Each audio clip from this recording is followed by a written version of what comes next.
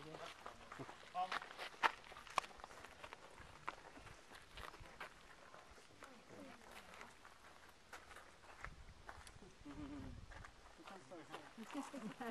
can come a lot closer than that. We are only two large, heavily armed men. We cannot possibly mug all of you. Now, hello again. Hi. Good afternoon. Welcome to this afternoon's musket firing demonstration. Now, myself and Brian here are wearing the uniforms of Massachusetts provincial soldiers, Colonel Willard's regiment, year 1759, which kind of a mouthful. Let's break it down a little bit. 1759. You with me? Mm-hmm. All right, good. Massachusetts. We're from Massachusetts, the regiment. That part's pretty easy. Colonel Willard's regiment. Well, that's, again, fairly simple. That's the man in charge. We are in the regiment of Colonel Willard. Actually, ma'am, if you wouldn't mind being on the other side of that cannon for me, I do appreciate it. And now for that chewy bit. Provincials. What is a provincial? Well, a provincial is an American who was volunteered to serve alongside the British in the war against the French, commonly called the French and Indian War, or 7 Years' War. Willard's regiment was raised in and around Boston and sent up along with General Amherst's army. They actually were some of the ones digging the siege trenches when the British laid siege to Fort Carillon, and then after the French blew it up, Willard's regiment was left behind with orders to reconstruct it. Now you'll notice, pretty much nowhere in that description did I say anything about being frontline combat troops. Matter of fact, that sounds like a whole lot of work to me. As it turns out, that's the primary role of a provincial. Provincials were not trained to the same level as their British counterparts, and so the bulk of the heavy fighting was left to the redcoats. Provincials did things like, actually, miss, if you want to, yeah, sorry, other side of the cannon. Appreciate it. I said, you can come closer, and I mean, not that close. But. So provincials were primarily here to do all the very necessary military laboring that any army needs to do, but the ones that they didn't necessarily want to tire the redcoats out doing. Despite this fact, despite the fact that combat is not the primary role of these Americans, they are still soldiers. And as such, they are still expected to be able to operate the smoothbore flintlock musket, which is quite possibly the single most popular military firearm in history, being the preferred weapon of European and American armies for about 130 years. You don't keep something around like that if it doesn't work. Now, there are three reasons for the weapon's popularity. Reason number one, pretty simple to use. Reason number two, fairly cheap to make. Reason number three, when used correctly, it's exceptionally deadly. Simple, cheap, deadly. Three things militaries, as a rule, approve of. Three things militaries like. Now, in operation, the weapon could not be simpler. There is a small dish at the back of the musket, as a part of the lock. That dish is called the pan. The pan will be filled with gunpowder. There's a small hole at the breech of it. The pan is then shut. The rest of the gunpowder goes down the barrel. Bullet goes on top. It's all rammed down with the ramrod, and it is set off using the flint lock itself. Now, flint is a type of volcanic rock, and when it strikes steel, what happens? Sparks, correct. What happens when sparks and gunpowder strike one another? Explosion happens. Well, that is technically correct, although grammatically faulty. But I'll let it slide. So, yes, when the trigger is pulled, the flint flies forward, strikes the steel, strikes the priming charge, sets off the main charge. A good soldier should be able to load and fire his weapon once every... Wouldn't mind, other side of the cannon there. A good soldier should be able to load and fire his weapon once every 15 seconds. For a total rate of fire of 4 shots every minute. Forget anything you have been told about the weapons being clumsy, slow, and hard to use. Nothing could be further from the truth. Now, if I simply hand out weapons to everybody, do not get excited. But if I simply hand out weapons to everyone, does that make you a soldier? No. Really? If I simply handed a bunch of weapons to all of you right now, does that make you an army? No. No. Matter of fact, it makes you a rather dangerous mob. And not even particularly dangerous to the enemy. More dangerous to yourselves. After all, if I just handed you those weapons, you figured out how to use them, and I tell you, the enemy is that way, shoot! Guys, really? Really? Tug of war?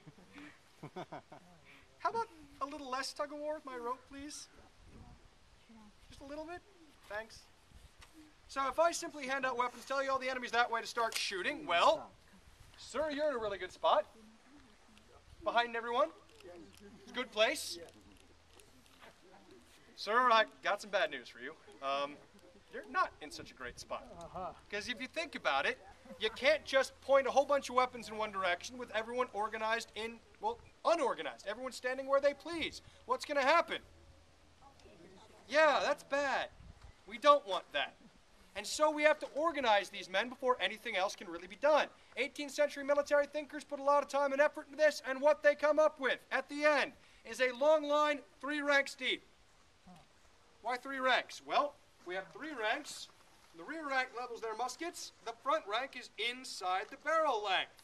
So now all the muzzles are in front of all of the men. We don't have to worry about shooting each other. Problem solved. And now that we've solved that problem, we've created another one. If we have all those men standing right next to each other, so tightly packed together, and we're all holding weapons, most of which have a barrel over 42 inches long, most of which are round about 5 feet long, how are we going to load them? This becomes difficult. If we have everyone loading however they feel like, moving all over the place, well, everyone's going to get in each other's way. We're right back where we started. That's no good. And so what we have is what's called the drill manual, or manual of arms. The manual of arms is essentially a book which teaches you how to load and fire your weapon in a large crowd, in an organized large crowd with a bunch of other men. It's very precise, it's very exact, it tells you exactly how to do something and when to do it. And that is what we're going to show you right now. By 1758, Massachusetts had its own drill manual, and that is what the soldiers of Willard's regiment would have been using while they were here at Fort Carillon. So, now we only have 2 today, so you're going to have to imagine that there's a 3rd man behind Brian. Take care. Shoulder. Cover your arms. Handle cartridge. Now the first step in loading the weapon is in fact to open the pan, which is that small dish on the side. A cartridge is pulled out of either a box at the front or a pouch on the hip. A cartridge is a small paper tube containing gunpowder at one end and a bullet at the other. It's torn open with the teeth. This exposes the powder, enabling the men to prime. Small amount of gunpowder is placed in the pan. The weapon is then flipped around so the men can charge with cartridge. The rest of the gunpowder and the bullet go down the barrel along with the paper. Draw your rammer. And the ramrod is then used, ram down your charge, to push the whole mess down to the breech. Incidentally, this is the reason the men stand up to fight. It is not a silly romantic notion. It has nothing to do with being more honorable. It has everything to do with the fact that that's the fastest way to load the musket. Return your rammer. Shoulder. The weapon's being fully loaded, we can now prepare to fire. Recover your arms. Cock your firelock. Now, you'll notice the front rank, we all take a knee. This is to make sure that we are out of the way of the muskets behind us. The middle rank stands fast, and the rear rank would actually take a step to the right in order to ensure that they're shooting between the men in front of them. Present. Fire. Oh. Upon pulling the trigger, the weapon is fired, and the whole cycle can begin again. Now, it would make no sense whatsoever for soldiers in combat to wait for each one of those commands to be given. That is, in fact, a very slow way to go about fighting, and speed is everything. Instead, in a combat situation, the men would simply be told to prime man, load, at which point they begin to go through the steps as fast as they can.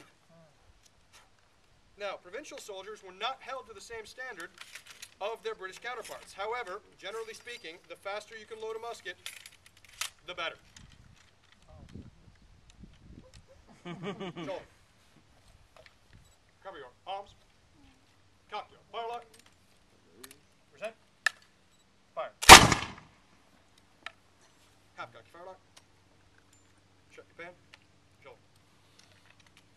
Rest upon your arms. Rest. And there you have it. We're done, miss. We're done, miss. It's okay.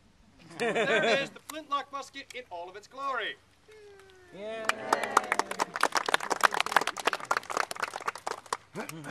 Now, at this point, I have said pretty much everything I have to say on the subject. I'm done. What I'm curious about now is what you all have to say on the subject. If you all have any questions.